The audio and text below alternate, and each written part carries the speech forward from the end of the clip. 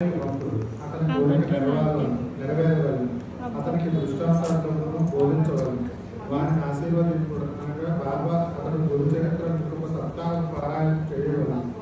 ఆ గ్రంథంలో జాగ్రత్తగా పఠించడంతో అతడు పావనగలను, మేలు పొందగలరు. భగవంతుడు ప్రీతికి చెంది వారిని చూపించాలి. బాబా కాలం షుగర్ వేసిన నేను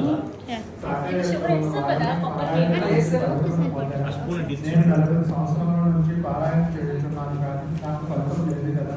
అతను ఇక్కడ 7 దినములు మాత్రమే నివసించారు. నేను 7 సంవత్సరాల నుంచి ఉన్నాను. నా ప్రయత్నంలో నిష్ఫలమైంది.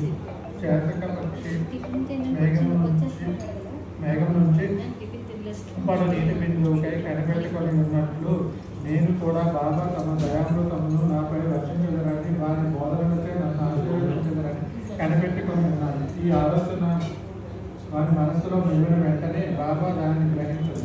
భక్తుల మనస్సులలో నుండి బాగా గ్రహించడు. అంతేకాక చెడ్డ ఆలోచనను అంచుచు మంచి ఆలోచనను ప్రోత్సహించువారు హేమంత్ మనస్సును కనిపెట్టి బాబా వారిని వెంటనే లేపి శ్యామ వద్దకు పోయి అతని వద్ద 15 రూపాయల దక్షిణ తీసుకొని అతనితో కొంతసేపు మాట్లాడినమాట రమ్మని బాబా మనస్సును ఆజ్ఞామయ్యారు. చాలా వారిట్లా ఆజ్ఞాపించారు. బాబా ఆజ్ఞని జవదాటగల వారెవరు? హేమంత్ పంత్ వెంటనే మసీదు విడిచి శ్యామగృహమునకు పోయాడు. అప్పుడే అతడు స్నానం చేసి దోవతి కట్టుకొనిచుండను. అతడు బయటకు వచ్చి హేమంత్ పంతును ఇట్లా అడిగిన, మధ్యాహ్నం ఆర్తి సమయం అందు మీరు ఇక్కడ ఏలి ఉన్నారు. మీరు మసీదు నందు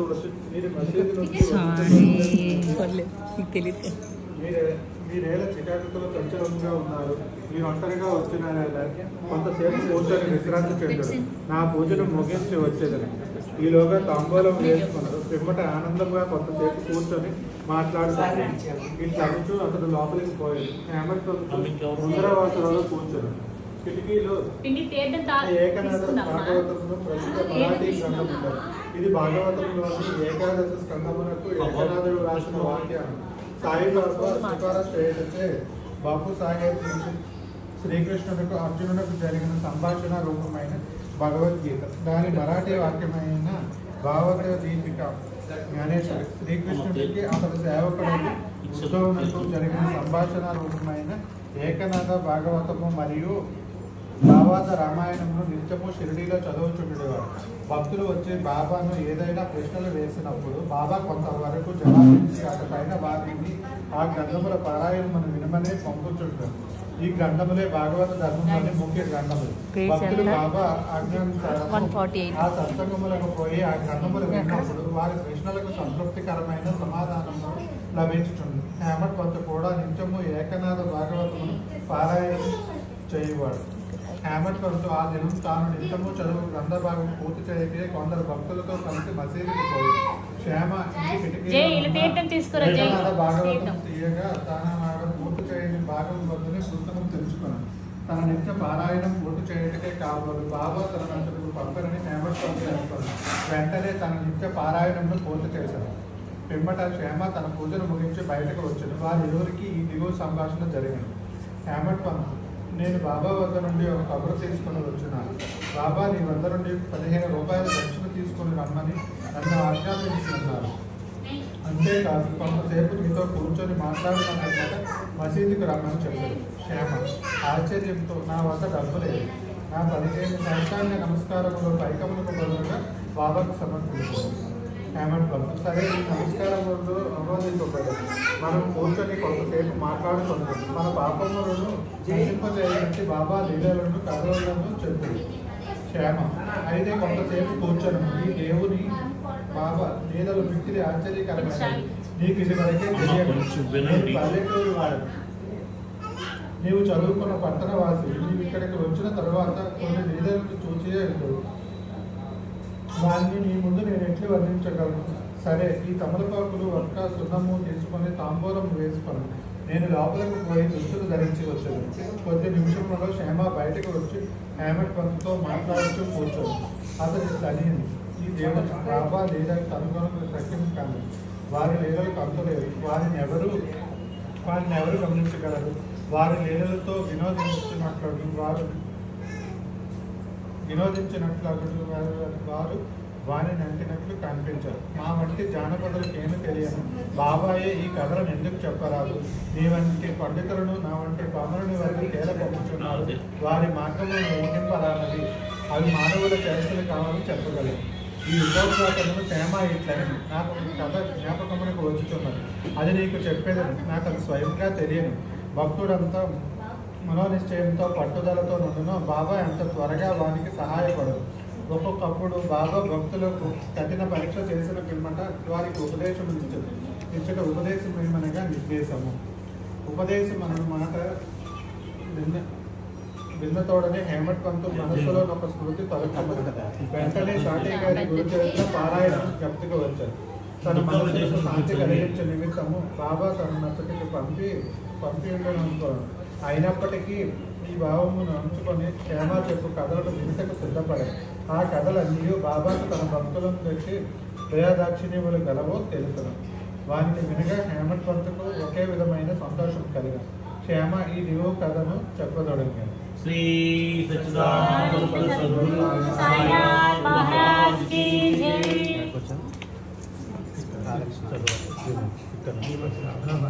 సాయినాథాయ నమః. శ్రీ సాయి శ్రీమతి రాధాబాయి దేశము. రాధాబాయి అను ఒక ముసలమ్మ ఉండెను. ఆమె కాజాబా దేశముఖ్ గారి తల్లి. బాబా ప్రఖ్యాతి విని ఆమె సంగమనేరు గ్రామ ప్రజలతో కలిసి షిరిడికి వచ్చెను. బాబాను దర్శించి మిక్కిలి తృప్తి చెందెను. ఆమె బాబాను గాఢముగా ప్రేమించను. బాబాను తన గురువుగా చేసుకొని ఏదైనా ఉపదేశము పొందవల్లని మనో నిశ్చయము చేసుకొను. ఆమెకి ఇంకేమీయూ తెలియకుండాను.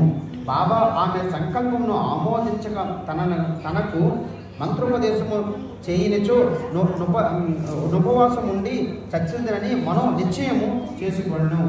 ఆమె తన బసలోనే ఉండి భోజనము నీరు మానివేశను. అట్లా 3 రోజులు గడిచెను. ఆమె పట్టుదలకు నేను అనగా శ్యామ భయపడి ఆమె పక్షమున బాబాతో నిట్లండి. దేవా, మీరేమి ప్రారంభించితిరి? నీ అనేక మంది మెచ్చటకు ఈడ్చెదవు. ఈ ముదసలని నీవెరిగియే ఉండువు. ఆమె మిక్కిలి పట్టుదల గలది. ఆమె నీపైన ఆధారపడి ఉన్నది. ఆమె చచ్చు వరకు ఉపవాసించ నిశ్చయించుకొని ఉన్నది.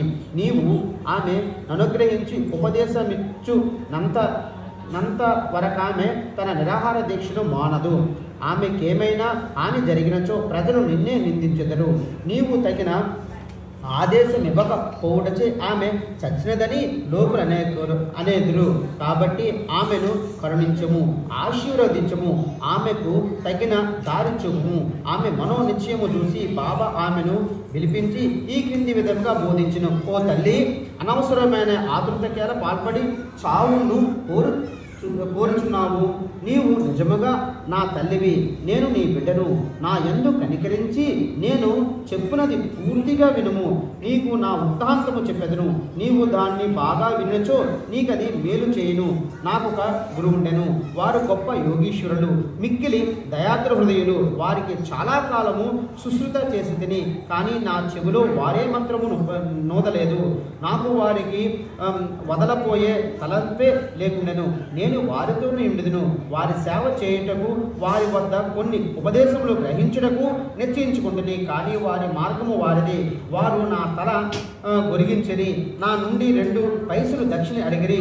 నేను దాన్ని వెంటనే వారికి సమర్పించుతుని. నీ గురువు గారు పూర్ణ కాములైనచో వారు మిమ్మలను దక్షిణ అడగనేలా?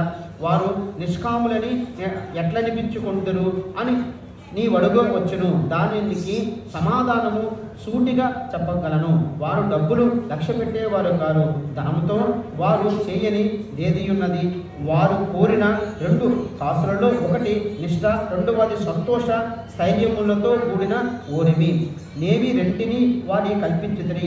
వారు ప్రసన్నలైరి. సాయిరామ్. శ్రీ సద్గురు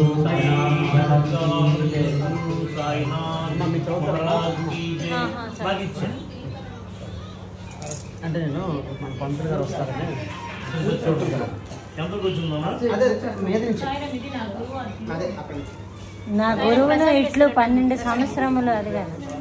నా గురువులు మిత్రులు ఏమి ఆశించలేదు కదా అక్కడ మీద నుంచి ఇదా? అదే సరే. శ్రీ సచ్చిదానంద సద్గురు సాయినాథ్ మహారాజ్ की जय. నా గురువును అటు మధ్య సంవత్సరం సేవించే వారే నన్ను పెంచి పోషించే భోజనం కానీ వస్త్రహారం కానీ నాకు లోటు లేకుండా వారు పరిపూర్ణులు. వారు ప్రేమాకారమని చెప్పవచ్చున ఆ ప్రేమను నేను ఎట్లు వర్ణించడం వారు నన్ను పెంచి క్షమించిన వారు ఆ విధమైన గురువునే ఉండరు. నిరంతరం ధ్యానంలో ఉన్నవారు వారు మేమిద్దరము సంవాదంలో ఉన్నప్పుడు మీరు వారు రాత్రింబవను నిద్రహారం లేకనే వారు దృష్టి నిగించింది. వారిని చూడడంతో నాకు శాంతి లేకుండాను. వారి ధ్యానము వారి సేవకర్మ నాకు ఇంకోటి లేకుండా వారే నా ఆశ్రయం. నా మనసులప్పుడు వారి అంతే నాటుకుని ఇది వారు అని పైసా సంతోష దైవంతో కూడిన వచ్చి 2వ పైసా. నేను మీకు సంతోషంతో చాలా కాలం కనిపెట్టుకుని వారి సేవ తీసుకుని ప్రపంచమే కాదు సౌర్యం చిన్నవాడ నడుస్తున్నారు. వాటిని సౌర్యం నుండి అత్యంత ఉత్తమమైన వారి బాపుల నుండి పాడకూడదు. అనేక విధముల అవాహనం తొలగించి బయటను పాడతోడు తుదకు దేవుడు తొలగు చేయను. సౌర్యం నుండి సుగుణములకు మంచి గని మంచి ఆలోచనకు తోడు వంటిది. కృష్ణా సబూరి వంటివి అన్యోన్యమైన అక్కాచర్యలు వంటివి. నా గురువు నా నుండి ఎదురమేమీ ఆశించి ఇవ్వలేదు. వారు నన్ను ఉపేక్షింపగా సర్వకాల ప్రభావస్థలు కాపాడుతున్న వారు వారితో నేను కలిసి విడివాడు ఒక్కొక్కప్పుడు వారికి నేను విడిచిను. వారి ప్రేమకు ఎల్లప్పుడూ లోటుగా కలగలేదు. వారు నన్ను విశ్లేషణను కాపాడుతుంటే వారు తామే తన పిల్లలను కేవలం తన దృష్టితో పెంచున్నట్టు నన్ను కూడా ఆ గురువు దృష్టితో పోషించుండే వారు లలితాబేలు ఓడితో పిల్లతాబేలు 2వ ఒడిలో ఉండడం. పిల్లతాబేలు ఆహారం పెట్టదు కానీ పాలించని కానీ చేయదు. తన తల్లి తన పిల్లపై తన దృష్టిని పోలీసు పిల్లలకి పెద్దవి ఎదుగుతున్నట్లనే మా గురువు కూడా తన దృష్టిని నా ఎంత నేను నన్ను ప్రేమతో కాపాడుతూ తల్లి నా గురువు మాత్రమేమి ఉదయించలేదు. అనుకున్నప్పుడు నేను చిరులో మాత్రమే ఉండగలను. గురువు యొక్క ప్రేమమైన కావ్యం చూపే మనకు సంతోషం ఇచ్చడం అభ్యర్థించడం మొత్తం కానీ ఉద్దేశం కానీ ఎవరి వద్ద నుండి కానీ పొందులు ఎదుగుతూ నీ ఆలోచనలు నీవు చేయబోదు నా పనికే వినియోగించు. నీవు తప్ప పరమార్థం పొందేది నాపై సంపూర్ణ హృదయంతో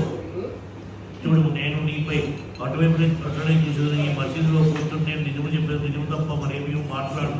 ఏ సాధనము కానీ ఊరు ఆరు శాస్త్రంలో ప్రావీణ్యం కానీ అవసరం లేదు. నీ గురువునందు ప్రేమ విశ్వాసం ఉంచుము. గురువే సర్వము చేయవాడిని కర్తయు పూర్తిగా నమ్మము. ఎవరైతే గురువు యొక్క మహిమను గొప్పతనం గ్రహించదో ఎవరైతే గురువు బ్రహ్మ విష్ణు మహేశ్వరుని ఇచ్చదో వారే తండ్రి. ఈ ప్రకారంగా ఉపదేశించి బాబా ఆ ముస్లమును ఒప్పించడం. ఆమె బాబాకు నమస్కరించి ఉపవాసం మొదలుపెట్టడం.